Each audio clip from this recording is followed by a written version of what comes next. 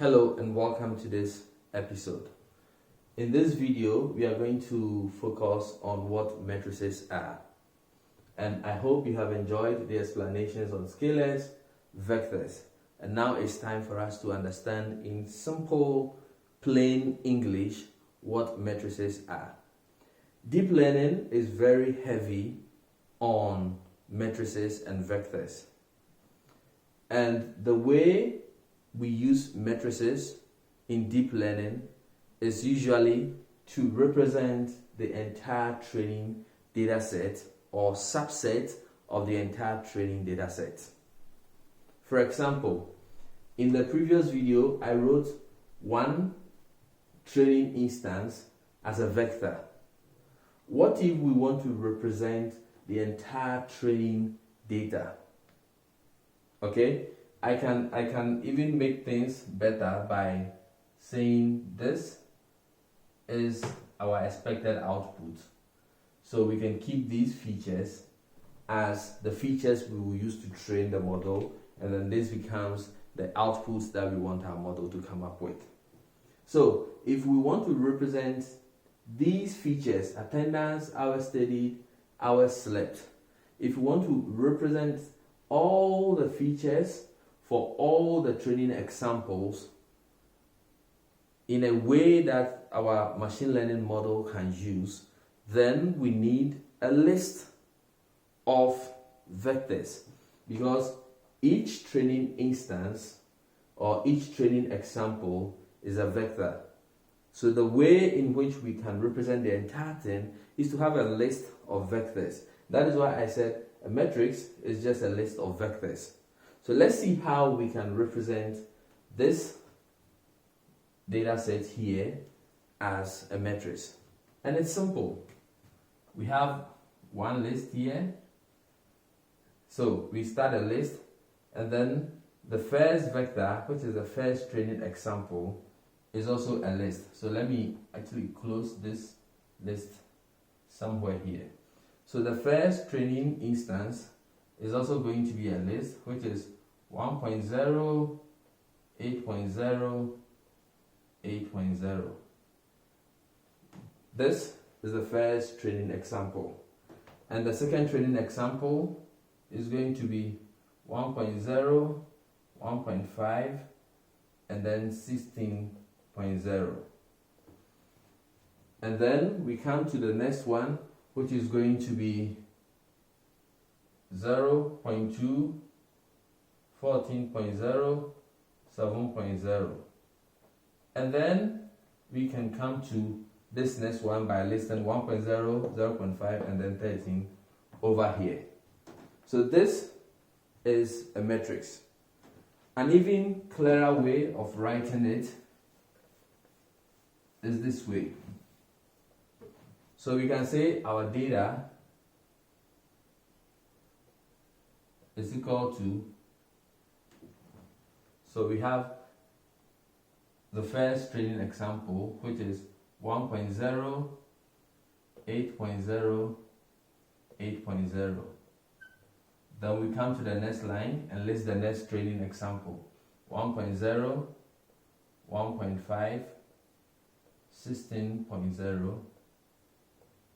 We list the next one, 0.2, 14.0, 7.0. And then we come to the last training example, which is 1.0, 0.5, 13.0. And then we can close the starting list. So basically, this is all you need to remember about matrices, that is a list of vectors. Now, because a matrix is a list of vectors, the way and manner in which you assess individual elements is different from how you assess vectors. Now, to assess any element in a matrix, you need two indices. So I'm going to wipe this.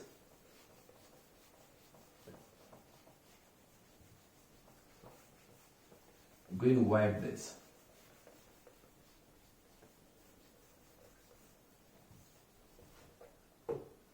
So let's say we have a matrix M,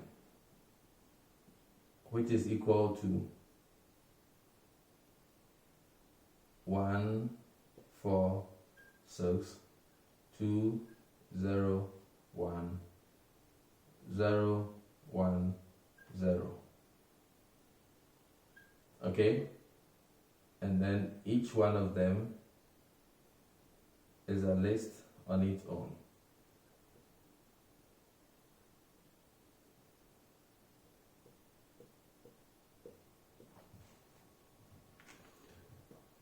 There is a small notation that you need to know about matrices. This is how we write it in Python, but mathematically we write it without the commas and the internal squares.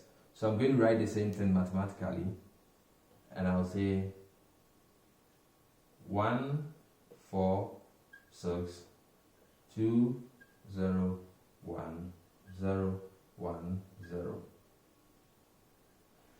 Now, what you need to remember is a matrix has dimensions, and the way we read the dimensions is to state the number of rows before the number of columns. So if we count the number of rows, you count it horizontally. So if I count the number of rows, it is row 1, row 2, row 3. So it has 3 rows. If I count the number of columns, it is 1, 2, 3. So this matrix is a 3 by 3 matrix. What it means is that there are 3, in terms of data or training data, what a 3 by 3 matrix means is that there are 3 features which forms the columns, and there are 3 examples. Instead, if I had more examples like this, 0, 0, 1, 2, 4, 1, something like this, then the matrix becomes 1, 2, 3, 4, 5. So the number of rows is 5, and then the columns remain as 3. So this becomes a 5 by 3 matrix. Now, to access individual items, you need to state the row index and the column index to be able to access them. So if we go to the Python representation, if I want to access the first element, which is 1, I need to say M 0, 0. Because the M0 is going to give you the first vector in here. If I say M0, it will give me the entire vector, which is the training instance. And if I say the 0th element of M0, which is 1. So if I want to access this one here that I've underlined, the way you write it is M, and then you count the number of rows, 0, 1, 2. So if I do M2, I'm accessing this last vector, and then the column index is 0, 1.